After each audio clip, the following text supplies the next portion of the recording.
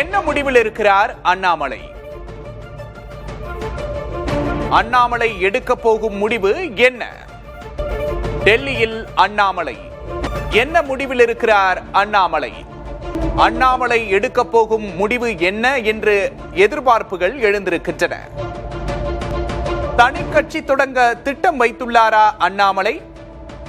டெல்லியில் பாஜக தலைவர்களை சந்திக்கிறார் அண்ணாமலை. பாஜக தலைவர்களிடம் என்ன சொல்ல போகிறார் அண்ணாமலை? பாஜக தலைவர்களிடம் என்ன சொல்ல போகிறார் அண்ணாமலை? தனி கட்சி தொடங்க திட்டம் வைத்திருக்கிறாரா அண்ணாமலை? அண்ணாமலையை சுற்றும் கேள்விகளுக்கு விடை என்ன? PL சந்தோஷை சந்திக்கும் அண்ணாமலை. அமித்ஷாவை இன்று மதியம் சந்திக்க அண்ணாமலை திட்டம். அண்ணாமலையை சமரசம் செய்ய முயற்சிக்கிறதா பாஜக? பாஜக தேசிய தலைவர் நிதின் நபீனை சந்திக்கிறார் அண்ணாமலை. தனி கட்சி தொடங்க திட்டம் வைத்துள்ளாரா அண்ணாமலை? அண்ணாமலையை சமரசம் செய்ய முயற்சிக்கிறதா பாஜக? இந்த பெருஞ்செய்தி தொடர்பாக பேச நம்முடைய டெல்லி செய்தியாளர் ராஜீவ் இணைந்திருக்கிறார். பேசலாம். ராஜீவ், வணக்கம். அண்ணாமலை டெல்லியில் முகாமிட்டிருக்கிறார். அண்ணாமலையை சுற்றி நிறைய கேள்விகள் இருக்கு. இன்னைக்கு அண்ணாமலையோட நகர்வுகள் என்னென்ன?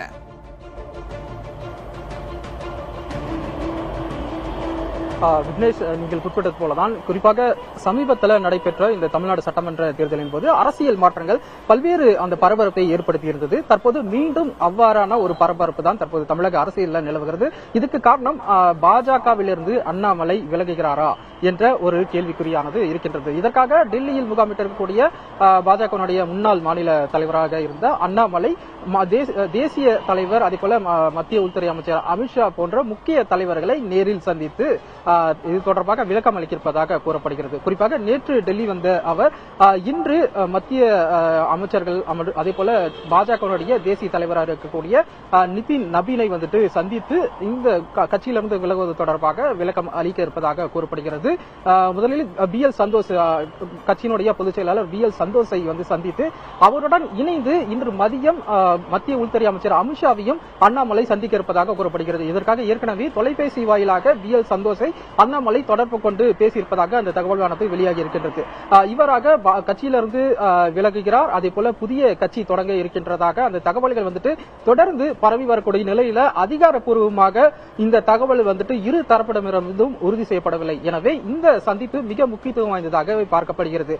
குறிப்பாக சமீப நாட்களாக கட்சியிலிருந்து மிகப்பெரிய ஒரு பொறுப்பானது அண்ணாமலை அவர்களுக்கு வழங்கப்படவில்லை. குறிப்பாக சொல்ல வேண்டுமானால் அண்ணாமலை அவர்கள் 2019ஆம் ஆண்டு IPS அதிகாரியாக இருந்த அவர் பதவி விலகியிலிருந்து பாஜகவில் அவர் இணைந்தார். அதன் பின்பு 2021 முதல் 2025 வரை மாநில தலைவராக அவருக்கு அந்த பதவியானது வழங்கப்பட்டிருந்தது. அவர் மாநில தலைவராக இருக்கும் பொழுதே பாஜக பல்வேறு குறிப்பாக ஆளும் கட்சிக்கு எதிராக, அப்போதைய ஆளும் கட்சியாக இருந்த திமுக அரசுக்கு எதிராக சட்டம் ஒழுங்கு பிரச்சனைகள், அதே போல மாநிலத்தில் நிலவிய பல்வேறு முக்கிய விவகாரங்கள் குறித்து தொடர்ந்து அவர் ஒரு மிகப்பெரிய மக்களிடத்தில் அதை வெளிப்படுத்தி வந்த நிலையில இளம் தலைமுறையினரை வந்துட்டு அண்ணாமலை அவர்களில் கவர்ந்த ஒரு விதமாக அவருடைய அந்த செயல்பாடுகள் இருந்ததை நம்மால் பார்க்க முடிந்தது. இதன் காரணமாகவே அண்ணாமலைக்கு மிகப்பெரிய ஒரு ஃபேன் பேஸாக பல்வேறு அமைப்புகள் வந்துட்டு தொடங்கப்பட்டிருந்தது.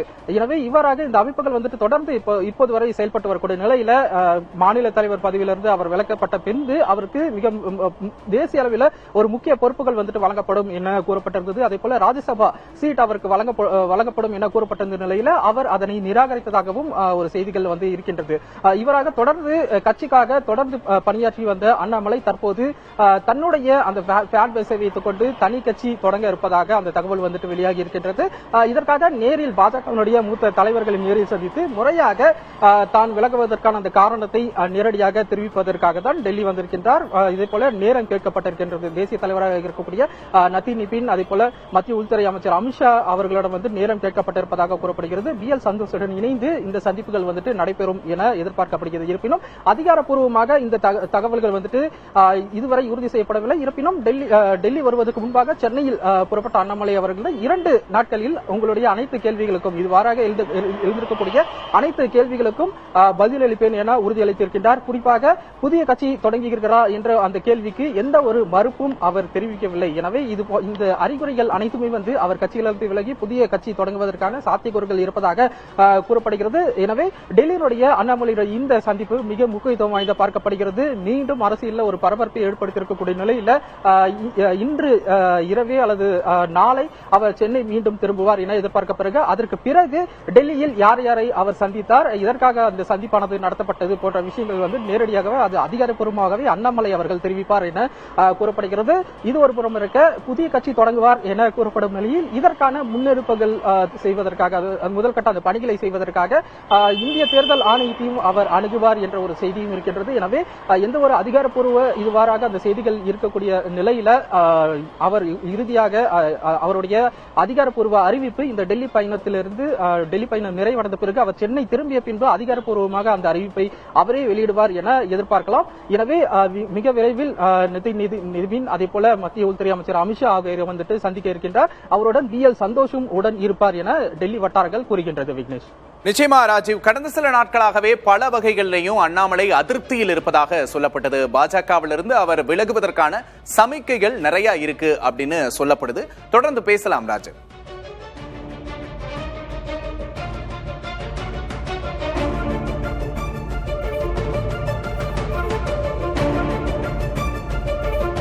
அண்ணாமலைக்கு நாளை மறுநாள் பிறந்த நாள். பிறந்த நாளில் புதிய இன்னிங்ஸை அறிவிக்கிறாரா அண்ணாமலை? அண்ணாமலைக்காக தமிழகம் எங்கும் அவரது ஆதரவாளர்கள் போஸ்டர்களை ஒட்டி வருகின்றனர். அண்ணாமலைக்கு நாளை மறுநாள் பிறந்த நாள் வருகிறது. பிறந்த நாளில் புதிய இன்னிங்ஸை அறிவிக்கிறாரா அண்ணாமலை? அண்ணாமலைக்காக தமிழகம் எங்கும் ஆதரவாளர்கள் போஸ்டர்களை ஒட்டி வருகின்றனர். அந்த போஸ்டர்களையும் நாம் தற்போது பார்க்கிறோம். பிறந்த நாளில் புதிய இன்னிங்ஸை அறிவிக்கிறாரா அண்ணாமலை?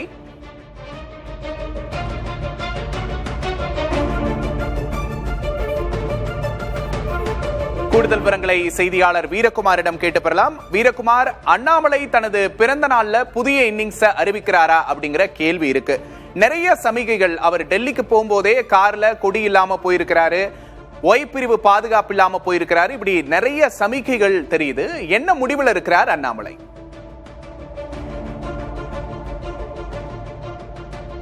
விக்னேஷ், தமிழக பாஜகவினுடைய முக்கிய முகங்களில் ஒன்றாக செயல்பட்டு வந்தவர் அண்ணாமலை. பாஜகவின் முன்னாள் மாநில தலைவராக இருந்த அண்ணாமலை என்ன செய்ய போகிறார்? அடுத்தது புதிய கட்சி தொடங்குகிறாரா? பாஜகவிலிருந்து வெளியேற போவது உறுதியாகிவிட்டதா என பல்வேறு கோணங்கள்ல கேள்விகள் எழுப்பப்பட்டு வரக்கூடிய சூழ்நிலையில நேற்று மாலை அண்ணாமலை சென்னையிலிருந்து டெல்லி புறப்பட்டு சென்றிருக்கிறார். டெல்லியில பாஜக மூத்த தலைவர்களை சந்தித்து தன்னுடைய நிலைப்பாட்டை அண்ணாமலை எடுத்து கூறப் போவதாக கூறுகிறார்கள். குறிப்பாக அண்ணாமலை IPS அதிகாரியாக இருந்தபோது அவரை IPS அதிகாரியிலிருந்து விலகி கட்சியில் சேருவதற்கு முக்கிய காரணமாக இருந்தவர் பாஜகவினுடைய தேசிய அமைப்பு பொதுச் செயலாளராக இருக்கக்கூடிய BL சந்தோஷ். இன்று காலை பாஜக தேசிய அமைப்பு பொதுச் செயலாளர் BL சந்தோஷை டெல்லியில் சந்திக்கிறார். அதனை தொடர்ந்து மத்திய உள்துறை அமைச்சர் அமித்ஷாவையும் அண்ணாமலை சந்திக்க இருக்கிறார். இந்த சந்திப்புகள்ல கடந்த 2020 பாஜகவில் மாநில துணைத் தலைவராக சேர்ந்த அண்ணாமலை பிறகு 2021 பாஜக மாநில தலைவராக பொறுப்பேற்றார். அதற்கு பிறகு பாஜக தேசிய பொதுக்குழு உறுப்பினராக நயினார் நாகேந்திரன் பாஜக மாநில தலைவராக ஆன பிறகு தேசிய பொதுக்குழு உறுப்பினராக அறிவிக்கப்பட்டார். அப்புறம் 2024 நாடாளுமன்ற தேர்தல், 2026 சட்டமன்ற தேர்தல், 2021 சட்டமன்ற தேர்தல் என தொடர்ச்சியாக இவரும் தேர்தலில் போட்டியிட்டார். இவர் தேர்தலில் போட்டியிடுவதற்கு சுற்றுப்பயணங்களையும் தீவிரமாக மேற்கொண்டார். இந்த காலகட்டத்தில் பாஜகவுக்காக இவர் என்னென்ன செய்திருக்கிறார் என்பதை PPT வடிவில் டெல்லிக்கு எடுத்து சென்றிருப்பதாக தெரிவிக்கிறார்கள். கடந்த காலங்களில் இவர் இருந்தபோது பாஜக எந்த அளவிற்கு வளர்ச்சி அடைந்தது, பாஜகவினுடைய தற்போதைய நிலை என்ன என்பதையெல்லாம் பிபிடி வடிவில் டெல்லிக்கு அண்ணாமலை எடுத்து சென்றிருப்பதாக தெரிவிக்கிறாங்க. நீங்க கூறியது போலவே ஜூன் 4ஆம் தேதி நாளை மறுநாள் பாஜக முன்னாள் மாநில தலைவராக இருக்கக்கூடிய அண்ணாமலையினுடைய பிறந்த நாள். தமிழ்நாடு முழுவதுமே அவருடைய ஆதரவாளர்கள் அவருக்கு ஆதரவாக போஸ்டர்களை அடித்து வரக்கூடியதை பார்க்கிறோம். சென்னையில பாஜகவினுடைய மாவட்ட நிர்வாகிகள் இளைஞர்களின் எழுச்சி நாயகனே வருக என்ற வார்த்தையோடு கூடிய போஸ்டர் எடுத்திருக்கிறாங்க. அதே போல மதுரையில நடிகர் ரஜினிகாந்தோடு புகைப்படம் வைத்து தலைவா தரணியாளவா என்ற வாசகங்களோடு போஸ்டர் எடுத்திருக்கிறாங்க. கோவையில அவருடைய நெருங்கிய நண்பர் உத்தம ராமசாமி அவர் புதிய கட்சி தொடங்குவதற்கான வாய்ப்பு இருக்கிறது என்பதை போல போஸ்டர் அடித்து போஸ்டர்கள்ல அவருக்கு பிறந்தநாள் வாழ்த்துக்களை தெரிவித்துட்டு வராங்க. இப்படி இருக்கக்கூடிய சூழ்நிலையில தான் அண்ணாமலை நேற்று டெல்லி சென்றிருக்கிறார். டெல்லி சென்ற அண்ணாமலையை RSS பாஜக மூத்த தலைவர்கள் பலரும் அந்த கட்சி தொடங்குவது பாஜகவிலிருந்து வெளியேறுவது இந்த நிலைப்பாட்டிலிருந்து சற்று மாற்றிக்கொள்ள முடிவை பின்வாங்க வேண்டும் என பேசியதாக தெரிவிக்கிறாங்க. ஆனா அண்ணாமலை எனக்கு எந்த பொறுப்பும் தேவையில்லை அப்படிங்கிற ஒரு முடிவுல திட்டமிட்டமாக இருக்கிறதாகவும் இன்று மாலையே டெல்லியில பூத்த தலைவர்களை சந்தித்து சென்னை திரும்பிட்டார் என்றா கட்சி தொடங்குவது. தொடர்ந்து நாம பேசலாம். அண்ணாமலை சுற்றி நிறைய கேள்விகள் முன்வைக்கப்படுது. தராசு ஷாம் நம்முடைய இணைந்திருக்கிறார், அவரிடம் பேசலாம். வணக்கம் திரு தராசு ஷாம். அண்ணாமலை டெல்லிக்கு பயணமாயிருக்கிறாரு. புதிய கட்சி தொடங்க போறதாகவும் தகவல்கள் வெளிவந்துகிட்டு இருக்கு. அண்ணாமலை டெல்லிக்கு ரொம்ப நெருக்கமானவர், குறிப்பா பிரதமர் மோடிக்கு ரொம்ப நெருக்கமானவர் அப்படின்லாம் சொல்லப்பட்டுச்சு. பாஜக தலைமை மாற்றத்துக்கு பிறகு அண்ணாமலை ஓரங்கட்டப்பட்டார் அப்படிங்கிற தகவலும் வருது. இடையில என்ன நடந்தது, உங்களோட பார்வை என்ன? சிறிது காலமாகவே இது அடிபட்டு கொண்டிருக்கிற செய்தி தான். தேசிய கட்சிகளின் பிரச்சனை என்னவென்றால் எல்லா மாநில தலைவர்களுக்கும் பிக்சட் டென்யூர், இத்தனை ஆண்டுகள் தான் என்று ஒரு கணக்கு வைத்திருக்கிறார்கள். மாநில தலைவர்கள் தொடர்ந்து மாற்றப்பட்டுக் கொண்டே இருப்பார்கள். அது தமிழ்நாடு, உத்தரப்பிரதேசம் மாதிரியான மாநில தலைமையை நம்பி இருக்கின்ற அரசியலுக்கு அது ஏற்றது அல்ல. அண்ணாமலை அவர்கள் 2022 வாக்கில் தான் தமிழ்நாடு பாரதிய ஜனதாவின் மாநில தலைவர் ஆனார். அதாவது விஜய் அவர்களுக்கு ஒரு 2 வருடத்திற்கு முன்புதான் அண்ணாமலை நமது அரசியலுக்கே அறிமுகம். அதுவரைக்கும் அண்ணாமலை பற்றி எல்லாம் ஒன்றும் பெரிதாக தெரியாது. ரஜினிகாந்தோடு கொஞ்சம் ஆப்தர் என்ற வகையிலே ஒரு அறிமுகம் உண்டு. எது எப்படி இருந்தாலும் அவரும் விஜய்க்கு முன்பு வந்தவர் தான். ஒன்றும் பெரிய அளவுக்கு விலைவாசி போராட்டத்தில் ஈடுபட்டு சரி சென்றோ, மொழி போராட்டத்தில் ஈடுபட்டு சரி சென்றோ, பெரிய அளவுக்கான மக்கள் அரசியலை முன்னெடுத்தோ அப்படியெல்லாம் வரவில்லை. இதுதான் உண்மை. அப்படி என்றால் அண்ணாமலையை இந்த அளவுக்கு புகழின் உச்சிக்கு கொண்டு போனது பாரதிய ஜனதா. பாரதிய ஜனதாவின் பட்ஜெட், பாரதிய ஜனதாவின் மாநில தலைவர்கள் மற்றும் தேசிய தலைவர்கள், அதை வைத்து அவருக்கு ஒரு அரசியல் வளர்ச்சி. அப்போது திமுக ஆட்சி நடந்து கொண்டிருந்தது. மிக கடுமையாக திமுகவை எதிர்த்தார். எனவே திமுக எதிர்ப்பு அவர்களுக்கு அவர் ஒரு நம்பிக்கை நாயகனாக தெரிந்தார். இப்படி போய்கொண்டிருக்கும் போது மீண்டும் அதிமுகவோட கூட்டணி என்றான பிறகு அந்த ஒரு அவரை சுற்றி இருந்த அந்த ஒளிவட்டம் மங்கிவிட்டது. அதற்கு பிறகு அவர் பிரச்சாரத்துக்கெல்லாம் சென்றார். தமிழ்நாடு முழுவதும் அவருக்கு பிரச்சார பணி கொடுத்தார்கள். ஆனாலும் அவர் இப்போது வாங்கிய பாரதிய ஜனதா வாங்கிய ஓட்டு சதவீதத்தை நாம் ஒப்பிட்டு பார்த்தோம் என்றால் அது மிகவும் சொற்பமாக இருக்கிறது. அதாவது ஒரே காலகட்டத்தில் தான் அண்ணாமலை பாரதிய ஜனதா மற்றும் அதிமுக வேட்பாளர்களுக்காகவும் விஜய் அவர்கள் தாவேகா வேட்பாளர்களுக்காகவும் பிரச்சாரம் மேற்கொண்டார்கள். விஜய் வாங்கிய ஓட்டு சதவீதம் 35, அண்ணாமலை அவர்கள் வாங்கிய ஓட்டு சதவீதம் 3.5. அப்படி இருக்கும்போது 2 பேரையும் ஒப்பிடுவது என்பது அது பெரிய மலைக்கும் மடுவுக்குமான வித்தியாசம் என்றுதான் நான் நினைக்கிறேன். ஆனால் ஒரு அரசியலுக்கு வந்த பிறகு அரசியலில் இருந்து ஓய்வு பெற முடியாது, வயதும் குறைவு. எனவே மீண்டும் ஒரு மாற்று அரசியல்களை சாத்தியம். விஜய் அவர்கள் அதற்கு எதிராக நிலைப்பாடு எடுத்துள்ள அதிமுக திமுக இதோடு ஒட்டி தமிழ்நாட்டுக்கு பொருத்தமான அரசியலை முன்னெடுத்தால் நமக்கான ஒரு அரசியல் எதிர்காலம் இருக்கிறது என்பது அவரது கணக்கு. இன்றைக்கு காலையில் கூட டைம்ஸ் ஆஃப் இந்தியா ஆங்கில பத்திரிகையிலே மிகப்பெரிய அளவுக்கு விரிவாக செய்திருக்கிறார்கள். அதுல அண்ணாமலை தனி கட்சி துவங்குவது உறுதி என்று டைம்ஸ் ஆஃப் இந்தியா கூறுகிறது. இந்தியன் எக்ஸ்பிரஸும் அப்படித்தான் ஒரு செய்தி செய்திருக்கிறது. எனவே அவர்களுக்கான ஏதோ ஒரு வகையான ஆங்கில பத்திரிகைகளுக்கு உரித்தான அந்த தேசிய சோர்ஸ் இருக்கும், நேஷனல் சோர்ஸ் இருக்கும், அப்படிதான் நான் புரிந்து கொள்கிறேன். அண்ணாமலை அவர்கள் பாரதிய ஜனதாவில் நீடித்து இருப்பது என்பது அவருக்கு தனிப்பட்ட அரசியல் எதிர்காலத்துக்கு உதவாது. தனிக்கட்சியை துவங்கினால் அது அதைவிட கஷ்டம். தனிக்கட்சியை துவங்கி நடத்துவது என்பது விஜய்க்கு எப்படி சாத்தியமானது? அவர் ஒரு உடல் அரசியல் செய்தார். அவர் திரைப்படங்களில் தனது உடல், அதாவது குழந்தைகளுக்கான உடல், பெரியவர்களுக்கான உடல், பெண்களுக்கான உடல், இப்படி அந்த உடல் அரசியல் வேறு மாதிரியானது. எத்தனை வருடம்? கிட்டத்தட்ட 30 வருடம். எம்ஜிஆர் அவர்களுக்கும் உடல் அரசியல் உண்டு, மொழி அரசியல் திரைமொழியும் உண்டு. விஜய் அவர்களுக்கான திரைமொழி கூட மிகவும் குறைவு. ஆனால் ஒரு நல்ல நாட்டிய கலைஞராக, ஒரு மென்மையான காதல் பேசுபவராக, குழந்தைகளுக்கான மாமாவாக, இப்படி பல வகையான ஒரு பிம்பத்தை அவர் உருவாக்கி இருந்தார். அண்ணாமலைக்கு அந்த பிம்பம் கிடையாது. அண்ணாமலைக்கு எந்த பிம்பமும் கிடையாது அப்படிங்கிறீங்க. இந்த நிலையில அவர் மதச்சார்பற்ற ஒரு அரசியலை முன்னெடுக்க இருக்கிறதா தகவல் வருது. இதை எப்படி பாக்குறீங்க? மதசார்பற்ற அரசியலை மட்டும்தான் தமிழ்நாட்டில் முன்னெடுக்கவே முடியும். திமுக எந்த அரசியலை முன்னெடுக்கிறது, அதிமுக எந்த அரசியலை முன்னெடுக்கிறது?